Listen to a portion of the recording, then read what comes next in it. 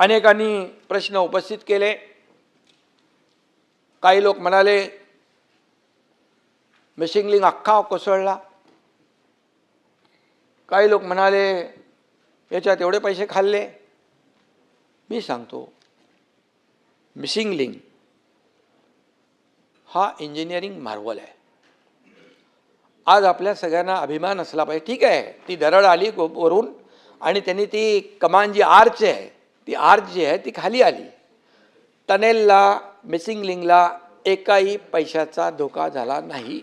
ताबडतोब साफसफाई झाली।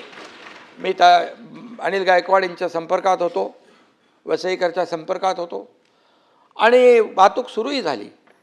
त्यामुळे काही लोकांनी जे काही एवढं आकाश तांडव एक केलं की मिसिंग लिंक बघा, एवढा मोठा मिसिंग लिंक, सगळ्या जाहिरातबाजी झाली, क्रेडिट घेतलं मुख्यमंत्र्यांनी, एकनाथ शिंदेनी आणि पडला। अरे मिसिंग लिंक पडला का त्याची कमान पडली, किमान याची तरी तपासणी करून माहिती घेऊन तर बोलायला पाहिजे होतं। मिसिंग लिंक एवढा विक्रमी पाऊस होऊन देखील मिसिंग लिंकला परब साहेब कशाचाही धोका नाही। आणि जगातला सगळ्यात रुंद असलेला हा टनेल आहे। तो लोणावळा लेकच्या खाली 1000 मीटर खालून जातोय आणि जो वायाडक्ट आहे हा देशातला सगळ्यात उंच वायाडक्ट आहे। तिथे बघा खोल दरी किती आहे, काय चॅलेंजेस होते।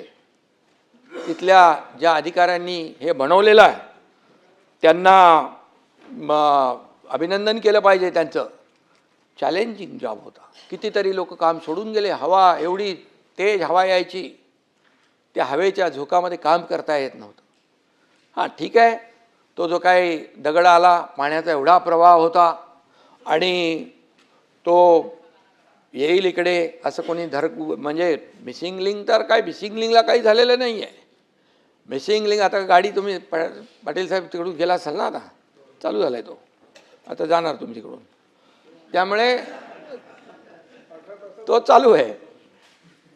आणि म्हणून ज्यांनी याच्यात काम केलं त्यांचं अभिनंदन केलं पाहिजे। या मिलिंद नार्वेकरला त्यांचंही अभिनंदन करतो मी। खरं बोलायची हिंमत दाखवली त्यांनी मिसिंग लिंकच्या बद्दल।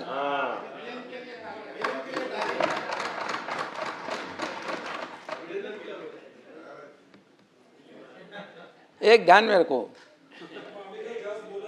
सत्य परेशान हो सकता है लेकिन सत्य पराजित नहीं हो सकता है। आणि म्हणून मी त्यांनी ट्विट केलं, पण काय लोक ट्विट करत होते, ठीक आहे। पण एक मी दुःख या गोष्टीचं आहे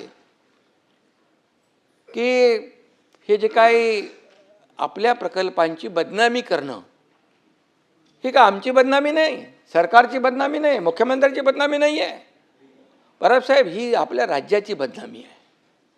आज या मिसिंग लिंकला पाहण्यासाठी देशातून नाही विदेशातून लोक येत आहेत। कसा हा मिसिंग लिंक झाला, कसा वायाडक्ट उभा राहिला। ठीक आहे, त्या पाणी आलं, फ्लो आला आणि त्याची कमान जी आहे ती बाहेर लावलेली आपण ते डेकोरेशन सारखं करतो फसाट टाईप, ते खाली आले। आणि म्हणून या ठिकाणी महाराष्ट्राचे शत्रू ही करत नसतील एवढी बदनामी आज लोकशाहीमध्ये आपले विरोधी पक्षातले सदस्य किंवा सदस्य नसतील, आपले कोणी असतील, नेते असतील, ते करत असतील। पण खऱ्या अर्थाने जे लोक महाराष्ट्राच्या प्रकल्पांची बदनामी करतायत त्यांना आपण काय म्हणणार? काही लोकांनी तर म्हणाले हे देशाचे शत्रू आहेत, मोदीजींच्याबद्दल जाऊन बाहेर प्रदेशामध्ये देशाची बदनामी करतात, आपल्या प्रधानमंत्र्यांची बदनामी करतात। आता इथं महाराष्ट्रामध्ये राज्यामध्ये राहून महाराष्ट्राची बदनामी करणारे कोण? महाराष्ट्रद्रोही म्हणायचं आम्ही त्यांना? हे महाराष्ट्रद्रोहच होऊ शकतो। आणि म्हणून हे राज्याचे दुश्मन जे आहेत त्यांना माझं सांगणं आहे, तुम्हाला नाही, त्यांना माझं सांगणं आहे, कुठलाही प्रकल्प आपला जर झाला बदनाम तर ती महाराष्ट्राची बदनामी होते, कुठल्या पदाधिकाऱ्याची, मुख्यमंत्र्याची नाही ना, मंत्र्याची नाही। त्यामुळे शेवटी आपल्याला हे देखील तारतम्य बाळगलं पाहिजे. परवा वायनाडमध्ये दुर्घटना घडली, दरड कोसळून 6 जणांचा दुर्दैवी मृत्यू झाला. त्याचं दुःख आम्हालाही आहे. बिलकुल कोणाचा मृत्यू होणं हे त्याच्या परिवाराला जे चटका बसतो, वेदना होतात, ते आपल्याला देखील संवेदनशील लोकांना व्हायलाच पाहिजे. पण त्याचं राजकारण करायचं का? दरड कोसळली, तिथला खासदार, कुठे राज्य सरकार त्याच्यावर कारवाई करा, त्याची बदनामी करा, असं आम्ही केलं नाही कुठं. सभापती महोदय, सतेज पाटील साहेबांनी मिसिंग लिंकसाठी 50% खर्च वाढ झाली असं आपण म्हणालात. डॉक्युमेंट ऑनलाईन आहेत की नाहीत हे आपण प्रश्न उपस्थित केलात. पण मी आपल्याला सांगतो, या प्रकल्पाची किंमत 6,695 कोटी रुपये, प्रत्यक्ष खर्च 7,189 कोटी रुपये, वाढ फक्त 7.26%, मंजूर रकमेच्या 10% देखील कमी. ही वस्तुस्थिती आहे, ही तपासून घ्या. लपवाछपीचा काय विषय येत नाही. मी इथे सभागृहात बोललो आहे आणि मी इथे बोलल्यानंतर मी जे बोलेन ते तपासून घ्या. कागदपत्रे NIC पोर्टलवर उपलब्ध आहेत, ती देखील आपण पाहावीत, वाचावीत. हा प्रकल्प अत्यंत गुंतागुंतीचा, मी मगाशी म्हणालो, तांत्रिकदृष्ट्या अतिशय आव्हानात्मक आहे.